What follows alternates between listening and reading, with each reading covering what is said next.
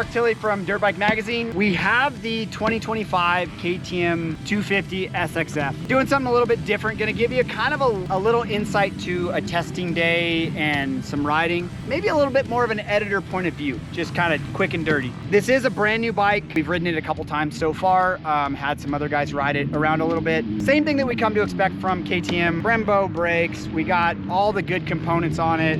It's got quick shift, traction control. The big thing with this motorcycle in particular, it's got an all new frame. Last year and the year prior, maybe a little bit too rigid for the average guy, maybe even too rigid for the top level guys. I mean, we had some of those guys having trouble trying to dial in their bike and get the rider comfort that they wanted and get the feel that they wanted. So KTM admittedly went a little bit too far on the, I guess, the rigidity factor in the frame, and now they're kind of stepping it back. A little bit of stuff with this particular motorcycle. It's got a 110 tire where some of the other bikes have 100s in the class. It's pretty similar to naturally the Gas and the Husky, but we're gonna ride it around, come back a little bit later, tell you how we feel, tell you what changes we've made and what we think overall of the motorcycle.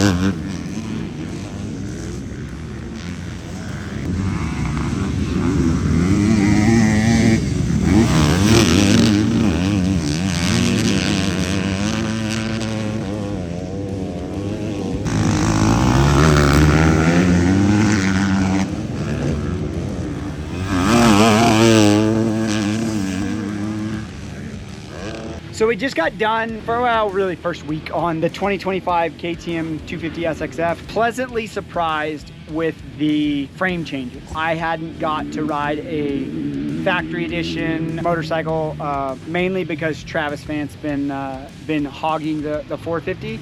So I haven't had a chance to ride that motorcycle. I was a fan of the previous model. I liked how it squat in the back, and we had, you know, multiple years on it, so we had settings that we liked. Last year's model, I'll be completely honest, the last generation of this particular motorcycle, I didn't like. It was really stiff, really harsh, no rider comfort in general, and I was always trying to get the bike to squat and plant in the back. This bike squats and plants in the back. It likes to be ran around 103 to 105 for myself. It just has that rider plushness and that rider comfort again when it comes to frame-wise. Power-wise, the power's there. It has all the, you know, traction control, quick shift, launch control, all the stuff, all the bells and whistles that you could want. There is some people that like that stuff. Me personally, I'm not a huge fan of all of that. I kind of like to be in control of all of that with the clutch and the throttle, but it is nice. The one thing that I will say, if you ride this thing with a closed airbox and you're looking for a little bit more power, opening up that airbox and the other airbox lid